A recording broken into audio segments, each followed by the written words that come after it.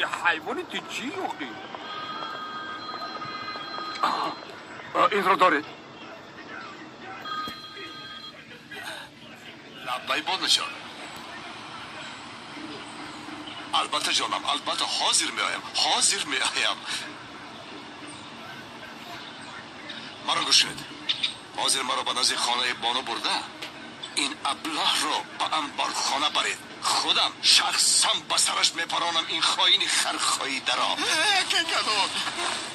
اکا یک چیز مهم رو بگم. من بخشتون اکا. تو رو من به نزد سقراط میفرستم خربچه.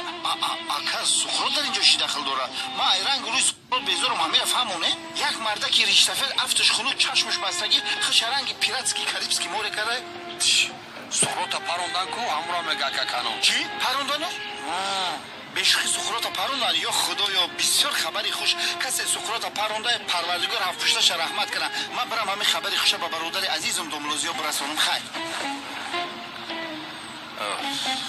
اکا کنون اجازت من برم میگم شبکت و ماشینش اکا من خیرم به سامان تاکسی میرم. رحمتی کلام. استورشم کنمانی دیوانه از راستی آدمی مرا میکشد. اکا صغیره می دودر دوملوزیوم اکا بیسلیک چیه؟ رود رنگ تای کلوت شده چرا گفتیسته؟ مرا بگوی اخت رنگی وامپیر میکنی ها؟ من گفتیسته یک دم پس انم برچه تزکو در یک جود میزنم مایده میکنم و یک اوقات تنهای من در نمیکنه در میکنم از بروی خودمون چرا این رو میرسیم؟ چرا به این دست میرسونیم؟ این ها اکای کنون اومدن مغزی سر این رو فاش میدهد. ما چرا این رو میرسیم مخیر؟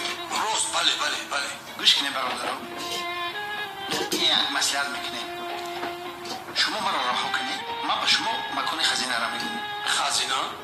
چی میگی؟ کدام خزینه ها؟ خزینه بیزنس از این مملکت چی میبره خزینه بیزنس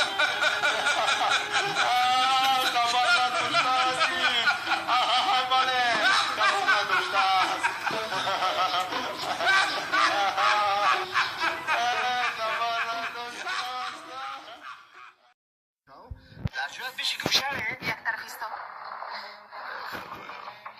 زیا تو در درون هستی؟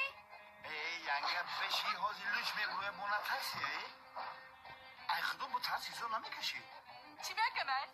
گم شدی تو چی ها گفته ایستاده شفقت من کودک هستم که تو مرا فری میدهی؟ رنگی کودکی ممکن در گوشش نوشید مونده آواز تو نمیشنوه شفقت یانگه زیا در کجاست؟ یانگه